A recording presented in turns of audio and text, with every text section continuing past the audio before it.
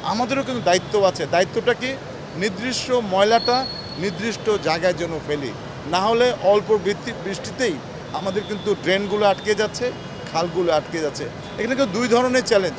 আপনারা দেখেছেন যেখানে কিন্তু গাপ্পি মাছ আছে। যদি মাছ পরিষ্কার পানি পায় তাহলে কিন্তু মাছ কিন্তু বাঁচবে এবং সেই মাছ কিন্তু আমাদের লার্ভা খেয়ে ফেলবে। কিন্তু আমরা তরল বর্জ্য যেরকম করে ফেলে দিচ্ছি, আমাদের মানুষের পয়ঃবর্জ্য আর কঠিন বর্জ্যও কিন্তু আমরা ফেলে দিচ্ছি। অর্থাৎ দূষণ কিন্তু দুইভাবে করছে। একটা হলো মানুষের পয়ঃবর্জ্য আর হলো কঠিন বর্জ্য। দুইটি জন ফেলে দিচ্ছে।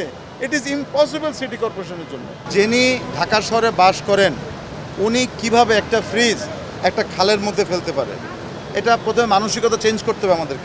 আমাদেরকে চেঞ্জ করতে হবে। একটা সোফা কিন্তু কোনোভাবে ফেলা যায় না, জাজিম ফেলা যায় না। আমাদের বোতলগুলো কিন্তু অহরহ কিন্তু আমাদের ড্রেন থেকে কিন্তু পাচ্ছি এবং একটু বৃষ্টি হলেই আমাদের কিন্তু বিভিন্ন ধরনের কিন্তু ট্রল হচ্ছে যে রাস্তায় পানি জমে যাচ্ছে। কিন্তু পানিটা কী জন্য জমে যাচ্ছে এইটা আমরা কেউ চিন্তা করি না। আমাদের এসটিএস আছে, এসটিএসের মাধ্যমে সেকেন্ডারি ট্রান্সফরমেশন স্টেশন আমাদের মেইন।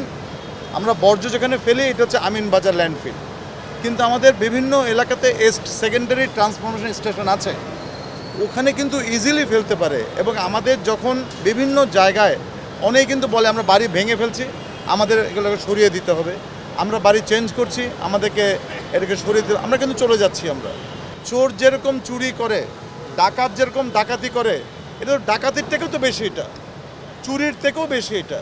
তাই আমি মনে করি আজকে ধন্যবাদ জানাই আমাদের গণপ্রজাতন্ত্রী বাংলাদেশ সরকারের মাননীয় প্রতিমন্ত্রী এখানে এসছেন নিজের সচক্ষে দেখার জন্য। আমি অনুরোধ করেছিলাম এই যে এসে এটাকে সাপোর্ট দিলেন, তথ্য মন্ত্রণালয় থেকে উনি এসছেন এবং একটা বিরাট বড় মেসেজ কিন্তু আমরা ছড়িয়ে দিতে চাই যে আমাদের শহরকে পরিষ্কার করার জন্য আমাদের নাগরিককে এগিয়ে আসতে হবে।